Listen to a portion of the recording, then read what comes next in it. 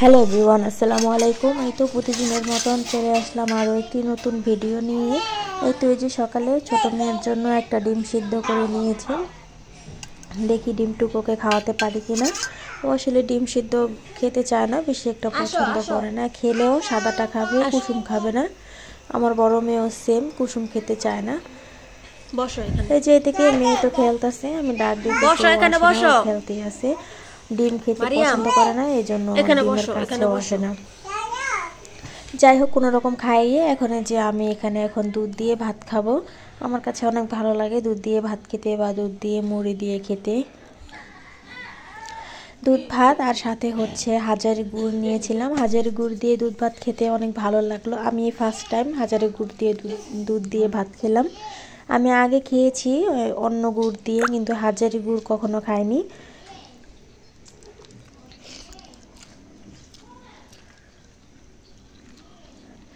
আর দুধ দিয়ে ভাত খেতে তো অনেক ভালো লাগে। আর এই দুধটা ছিল আমাদের গরুর দুধ, দেশের থেকে এনেছিলাম।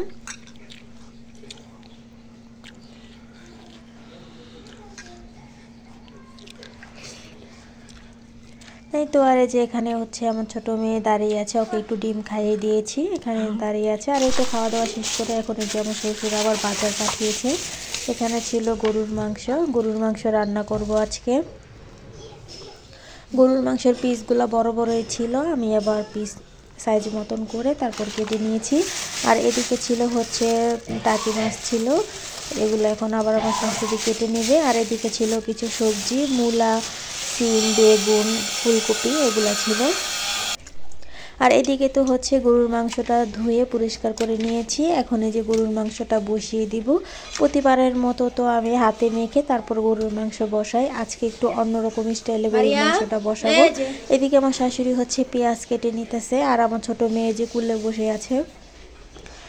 এই যে এখন আমি আদা রসুন বাটা দিয়ে দিতেছি।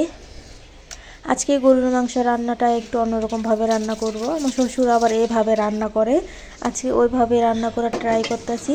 মাংসটা হাতে মাখবো না, তবে এখানে সব মশলা দিয়ে তারপর চুলাটা ধরিয়ে দিব আর ঢাকনাটা ঢেকে রেখে দেবো। এখানে আদা রসুন বাটা দিয়েছি, এখন লবণ দিয়ে দিতেছি। এরপর হলুদ ফাঁকি, মরিচ ফাঁকি আর হচ্ছে তেল দিয়ে তারপরে হচ্ছে ঢেকে দিব।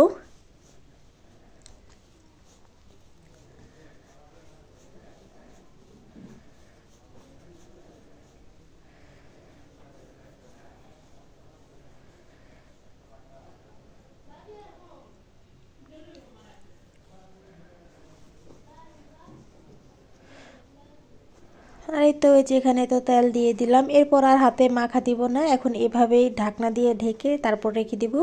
আর এখন হচ্ছে যে পেঁয়াজ দিয়ে দিতেছি। জালটা আমি ধরেই দিয়েছিলাম, গরম হয়ে গেছে। এখন হচ্ছে পেঁয়াজ দিয়ে দিলাম উপর দিয়েই। এরপরে যে ঢাকনা দিয়ে ঢেকে তারপর রেখে দিব। আর এদিকে হচ্ছে গতকালকে ডাল রান্না করেছিলাম, একটু গরম করে নিলাম। আর এদিকে হচ্ছে আমার শাশুড়ি যে টাকি মাছগুলো কেটে নিতেছে, আর আমি আবার এদিকে সবজি কেটে তারপরে যে বসিয়ে দিলাম। এখানে কয়েক পদের সবজি নিয়েছি, এখন এই যে ভাজি করে নেব। আর শীতের সময় সবজি ভাজি খেতে তো বেশ মজাই লাগে, আমরা প্রায় সময় এই সবজি ভাজিটা করে খাই। আর এই যে এদিকে গরুর মাংসটা হয়ে গেছে, কালারটা যেমন সুন্দর এসেছে আর খেতেও কিন্তু অনেক মজা হয়েছিল। আর এদিকে হচ্ছে আমার ছোট মেয়ে কান্না করতেছে, ও দাদি দোকানে গিয়েছে কিছু কেনার জন্য, তো বাসায় ভিমবার ছিল না, এগুলো আনার জন্য ভিমবার তেল।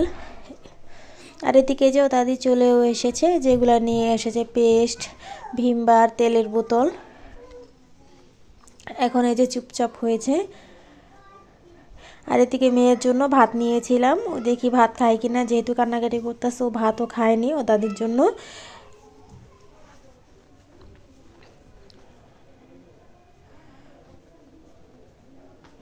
এই তো এদিকের কাজ শেষ করে এখন এই যে রুমটা একটু ঝাড়ু দিয়ে নিতেছি।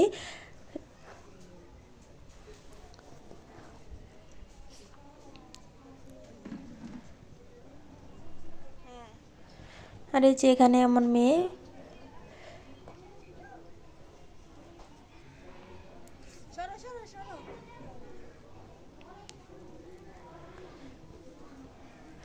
এই তো এখানে তো রুম ঝাড়ু দেওয়া হয়ে গেছে, এখন এই যে রান্নাও হয়ে গেছে, এখন এই যে চুলাটা একটু মুছে নেব ভালো করে।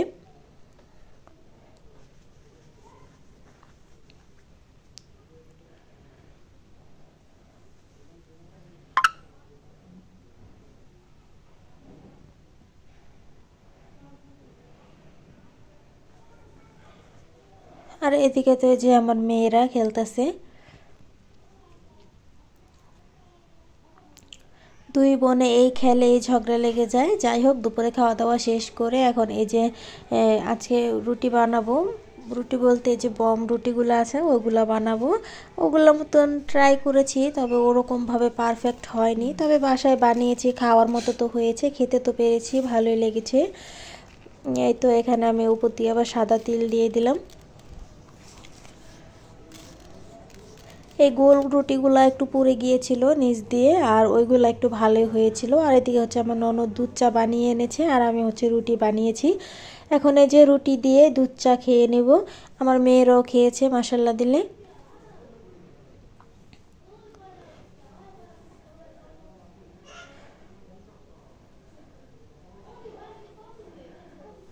এই যে রুটিটা তো সফট হয়েছে খেতে, তবে আর একটু মিষ্টি হলে ভালো হতো, আমি মিষ্টিটা একটু কম দিয়েছি। যাই হোক, দাঁড়াও দে।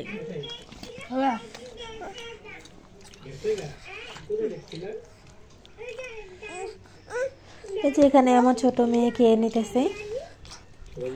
এই তো চা রুটি তো খেয়েছি। এরপর রাত্রে আমার শ্বশুর এসেছে দোকান থেকে, আসার সময় পেয়ারা নিয়ে এসেছিল। এদিকে আবার আমার ননদ পেয়ারা কেটে এনেছে। এখন এই যে আমরা দুজনে মিলে পেয়ারা খেয়ে নিতেছি। পেয়ারাটা খুব মিষ্টি ছিল আর খেতেও ভালো লেগেছে। আর এদিকে হচ্ছে যে আমার শ্বশুর একটা ঘি অর্ডার দিয়েছিল, ঘিটা খেয়েছি রাত্রে, ভালোই লেগেছে খেতে। ঘিটা অর্গানিক ছিল, খুবই স্মেলটা ভালো ছিল।